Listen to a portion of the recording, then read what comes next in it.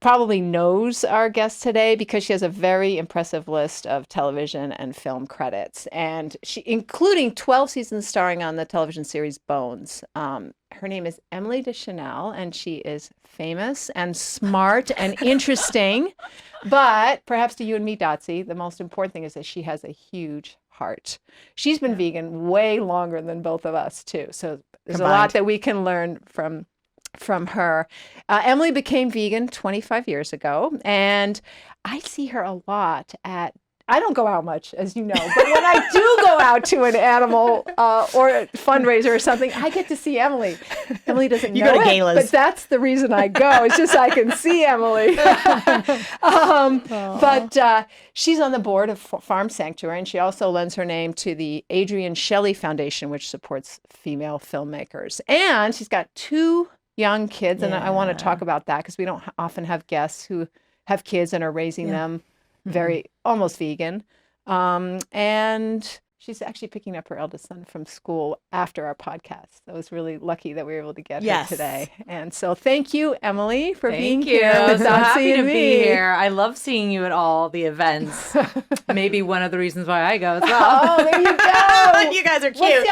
What's bromance? What's the sister romance? Oh, yeah. Somance. I don't know. Anyway. It doesn't sound as good as romance. No, it's not as And good. cismance definitely doesn't sound good. So, Emily, listen, you have been vegan for, what, 25 years now? 25 years, yeah. I was just thinking about that actually today because I was like, has it been 25 years? And I was like, going back, 25 years. So I became vegan in high school. We watched a documentary, Diet for a New America. I don't know if you guys have read the book or seen the I read the book, and documentary. it was so fascinating. Yes. Yeah. So I read the book after I saw the documentary. I went to school. I went to Crossroads here in LA in Santa Monica, and they had a day where they showed us this documentary, and then they had doctors debating whether people should eat meat and dairy. And they had a doctor talking about how he wouldn't see people. I don't know who this doctor was.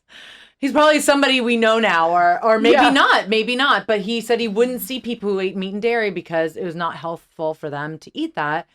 And then he was debating with this other doctor. I found him much more credible than the other doctor who was debating that you should eat meat, blah, blah, blah. And it's amazing that we had this day. David Bryan, who's the teacher at our school, set this up. Was he vegan at all, or just? I think he might be vegan or close to it. And set the whole day up. Anyways, I became vegetarian on the spot, and I ate everything until then. Didn't like fish, but I ate it. I mean, I technically ate it. And then with a plan to become vegan. So I think it took me 1 or 2 years after watching it to become vegan. And, frustrating my entire family. I want to hear like your mom cooking for you guys and all vegan. I think that's so amazing. I love that. I love hearing a mom who inspires kids to be activists and how great to have your 2 siblings be vegan. I think that's wonderful. But yeah. So I became vegan then and haven't looked back. So you became vegan. So you were what, 16 or something? Yeah, you became I'm vegetarian? 42 now, so I don't know, whatever that Oh, the math. Yeah. Let's do the And math. then in college you became vegan. So 17, 16, 17? 16. Oh, 16. Yeah. Sorry. So back then in the, what is it, early 90s? Yeah. What inspired you to go vegan? Did you know you wanted to always get rid of that dairy after seeing the documentary Diet for a New America? Yeah, it was the documentary. I mean, it convinced me about, it's all about the impact on the environment that meat and dairy has and factory farming has on the environment and what it does to the animals and how horribly they're kept and how horribly they're treated and killed for us to eat. And then it's about how it affects their health. So it was kind of the triple whammy that's always really infected me. I think the animal suffering was probably the first thing that hit me, and the environment. And like, I'm not motivated by like, I don't know. Health is motivating, but I will say like, we hear you. I think we're talking about like weight stuff. Weight, like looking a certain way does not necessarily motivate me. But being healthy, being kind to animals, being kind to our environment, that's like, to me, the thing that motivates me the most. But, so that was those were the 2 factors that motivated you, helping the environment and helping others. Yeah. I was talking to Dotsie about the Diet for a New America. That was written by John Robbins, who is the heir to the Robbins fortune. Robbins. Yeah, the Baskin Robbins ice cream. So it's really, he's a really interesting guy. Have you ever met him? No. No. Have you? Yes, I have actually. But it was a long time ago, and I'm thinking now we need to have him on the show. Yeah, So, that would yeah. be killer. He Yeah, really- but do you remember sitting there as a 16-year-old or 17-year-old? Do you remember in that environment and all the kids are around you and everybody's watching it, and like, did you feel something physically like shift in your heart, or what were you overwhelmed with? Like, it couldn't have just been cerebral. I know because if it was for the animals, right? It's like, I remember when my heart broke in half, and what did it feel like to you? And did you make that decision in that second, the beginning of the film, the middle of the film, the end of the film? I think, it was a long time ago.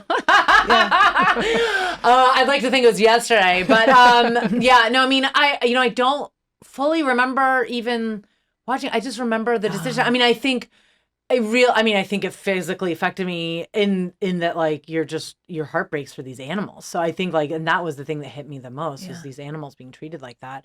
And I just didn't feel like I could, ignore that and just pretend to eat something that has nothing to do with, like, the suffering going on. But yeah, to answer honestly, I don't remember, but I'm sure. I mean, I feel the way every time I see videos and stuff of animal suffering. It's heartbreaking, Did any of your friends go veg or vegan with you? Like, were there some other students? Yeah, and I think there's other ones too that I've run into that have stayed that way. My friend and I became vegetarian right away, and we started our animal rights club in our high school, which is still going strong today. Wow, that's such a great story. At Crossroads? Yeah. I visited a couple years ago at the high school, and they were like, "Yeah, it's still happening. You started that." And I was like, "Yeah, I did." So great. I mean, we didn't really do much, but we started the existence of it. It didn't exist before us. Yeah, my friend and I started. She was funnily way more hardcore, and then totally, I don't know what point, but she totally was not vegetarian at a certain point. I don't remember. And then she became vegan or meat eater? No, she became, I think, a meat eater. Oh, or she at least slid back. Yeah. But she was, like, very hardcore, and then it's interesting. That phenomenon is very interesting to me. The person that will come up to somebody eating a hot dog and be, "Do you know what's in there? Do you know what's in that hot dog?" Not the best strategy for changing people's minds, by the way. Like, I would not respond well to that. No. But I understand where it comes from. But then, like, and then now she's eating hot dogs. It's so interesting to me. I don't Maybe get she's a that, psychopath. So thank you so much for tuning in today. If we helped you in any way, then click the subscribe button and let's keep hanging out together. We have so much more to share with you. And if you need more information on actually making the switch for good, please visit us at switchforgood.org for loads of info. And you can subscribe to our mailing list where you will receive all sorts of super cool gifts, discount codes to our very fave dairy-free products, and a lifetime of powerful health tips. So join us on the journey to switch for good. This is the future.